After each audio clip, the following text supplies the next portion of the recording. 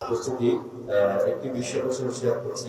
আজকের এই মাহফিলের সম্মানিত সভাপতি আমার অত্যন্ত প্রিয় ভাই ডক্টর মোহাম্মদ আব্বাস হাফেজাহুল্লাহ, তিনি যখন আসলেন আমি মাঝখানে জিজ্ঞেস করলাম যে আমি ছেড়ে দিব কিনা।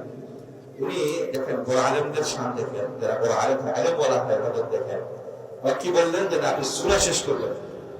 এটা কিন্তু সাধারণত বড় মানুষগুলো আমি দেখি না। আমি তো সারা বাংলাদেশ বিভিন্ন জেলায় জেলায় যাই, তো দেখা যায় যে অনেক বড় আলোচকরা আসলে হুট করে শেখ আমার একটু তারা আছে, একটু যদি আপনি ছেড়ে দিতেন। কিন্তু আমার ভাইজান কি বললেন যে সূরা শেষ করবেন তারপরে আপনি যাবেন।